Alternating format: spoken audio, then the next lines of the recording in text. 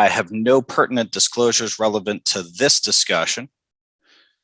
And we're going to start with discussing a challenging patient that presented to us just a few weeks ago. He's 65 years old, morbidly obese, and has this destructive lesion involving the right acetabulum and the right pubis. Workup demonstrated that this was secondary to multiple myeloma. And the question becomes how to manage the site. There really isn't any bone to work with on that side, or at least not much, but he hasn't yet started on treatment. So now we've shown that in myeloma, if these patients don't complete their fracture early, and if we can get them on systemic therapy and anti-resorptive therapy, there may be an opportunity to even avoid surgery altogether. That being said, that may be a big ask for this pretty massive tumor here.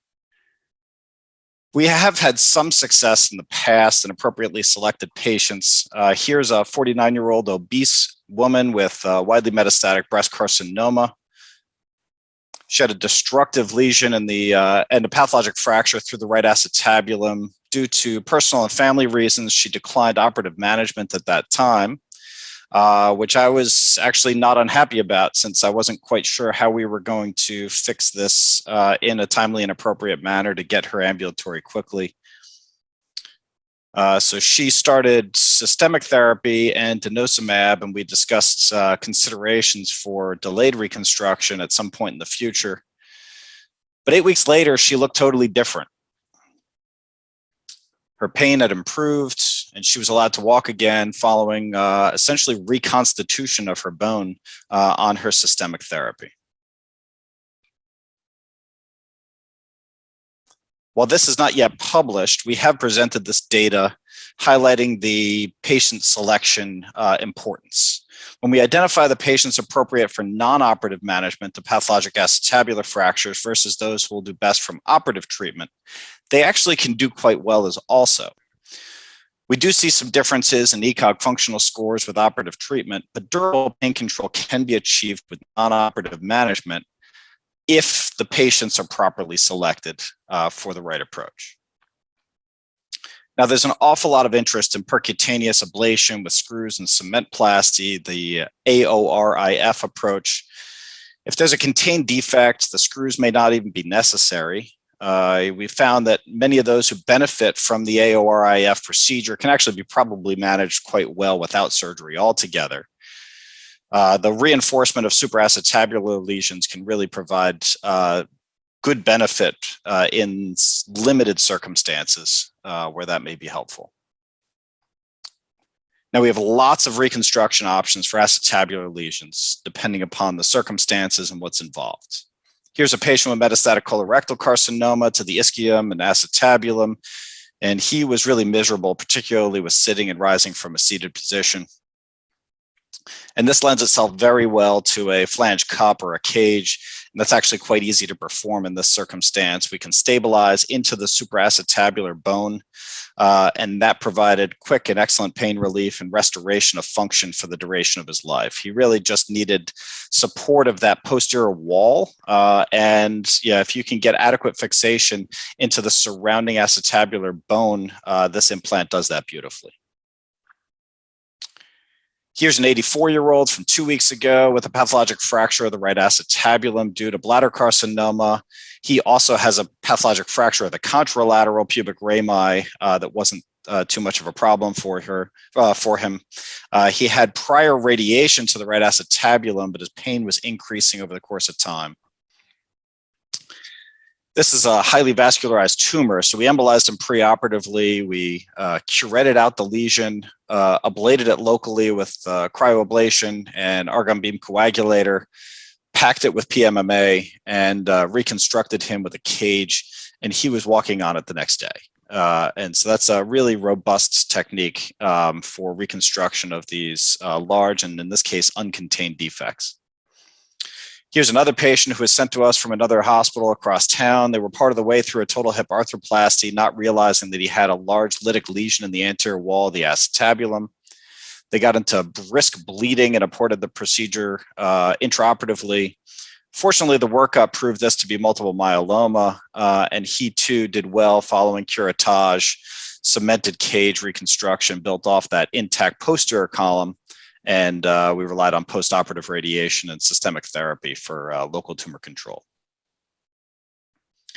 Now, we've almost always been able to use a cage for these reconstructions, but you need either some solid periacetabular bone to fix into, preferably an intact either anterior or posterior column, or you need a contained defect to hold PMMA so that you can build off of that.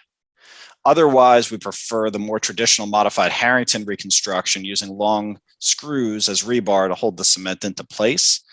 We have a custom targeting guide that makes placing those screws much quicker and easier, and you don't even need fluoroscopy for them.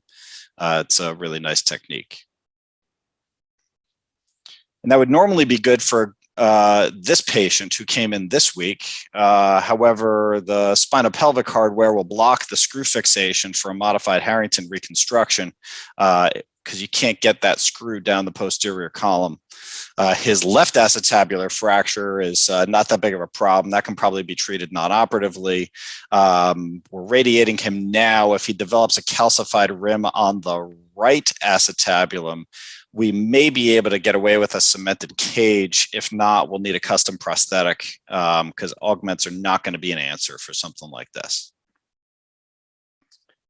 So what do you do for a patient like this one? She had a prior radiation for metastatic carcinoma and is now without evidence of disease for several years. She had a pathologic fracture through the acetabulum from radiation osteitis. She got a total hip arthroplasty with a tantalum cup based off the Mayo Clinic data, but the acetabular cup loosened. It never healed into her radiated bone. She got revised to a cage. But 3 years later, she fractured through the iliac wing, pulling the whole cage out with the bone still attached to the implant. She ultimately was treated with an ORIF of the iliac wing and a custom triflange reconstruction, which has worked remarkably well for her, and she remains weight-bearing as tolerated at this time. But there are some times where the tumor requires wide resection. Like this patient with a malignant solitary fibrous tumor, she underwent a type 2-3 wide resection, removing the acetabulum and the pubis.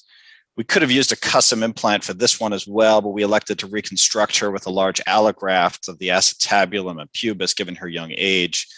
Here's the postoperative radiograph, and she healed that beautifully and is still, walking around and actually quite active.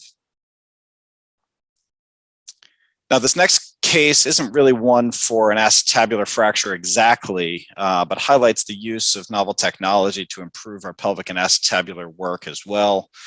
This is a patient we saw again last week. He's now 14 years old, but he initially presented a while back with multifocal osteosarcoma. It was initially identified in the left distal femur, as you can see, but staging demonstrated another lesion in the right proximal tibia on presentation. Now he's been treated with chemotherapy, and we resected his left distal femur with a growing prosthesis. He even has some growth in the proximal tibial physis since then. We did a proximal tibia resection on the right side and reconstruction for the right knee.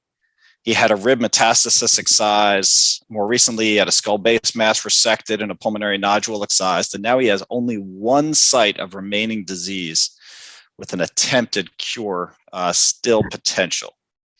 But that site's in the supraacetabular pelvis, and that's not an easy spot to get to. He's due for one more cycle of chemotherapy as he recovers from his lung resection. But this is a really nice opportunity to work with industry to design a 3D printed custom guide to remove a cylinder of bone around the tumor. We've used these for complex reconstructions and resections, particularly in which the anatomic constraints may be difficult to reproduce. Here we can do that in a manner where a reconstruction is likely not even necessary, staying out of the SI joint and above the sciatic notch, which will be key since he's going back onto chemotherapy following surgery. And we really want him to remain ambulatory throughout that process. And in addition to that, he really likes to ski, and we don't want him to miss out on that since he's been able to manage that despite two knee reconstructions that were pretty big.